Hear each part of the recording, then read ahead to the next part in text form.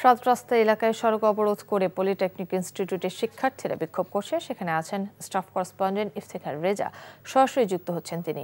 ইফতেখার, শিক্ষার্থীরা কি দাবিতে বিক্ষোভ করছে? সড়ক অবরোধ করায় যান চলাচলের কি অবস্থা?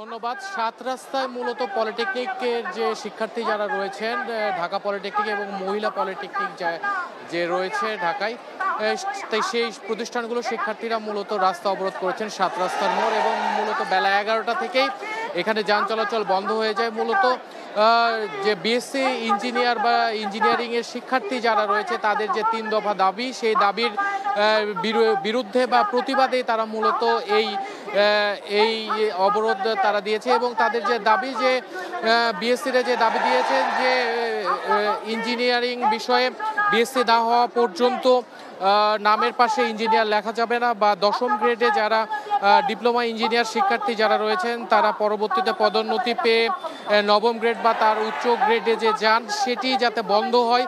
এবং এছাড়াও যে 10ম গ্রেডে ডিপ্লোমা ইঞ্জিনিয়ারিং শিক্ষার্থীদের যে পরীক্ষা হয় বা নিয়োগ পরীক্ষা হয়, সেই পরীক্ষায় বিএসসি ইঞ্জিনিয়ারিংয়ের যে 9ম গ্রেডের যে পরীক্ষা পদ প্রত্যাশী যারা রয়েছেন তারাও যাতে 10ম গ্রেডের নিয়োগ পরীক্ষায় অংশগ্রহণ করতে পারে, সেই দাবিগুলো মূলত তুলেছিলেন তারা। এবং এই দাবির প্রতিবাদেই তারা এই রাস্তা অবরোধ করেছেন, যে এটি তাদেরই মূলত পাওনা বা দাবি, বা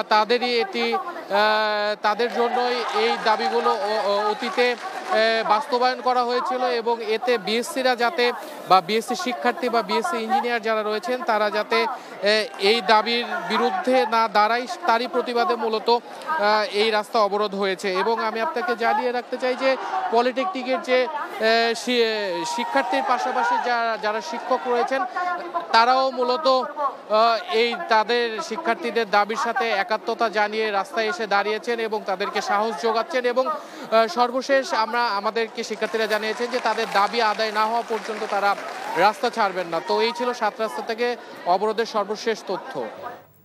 দর্শক, জানছিলাম পলিটেকনিক শিক্ষার্থীদের সড়ক অবরোধের খবর। বান্ডেল থাকলে প্রতি সেনমানিতে টাকা বাঁচবে।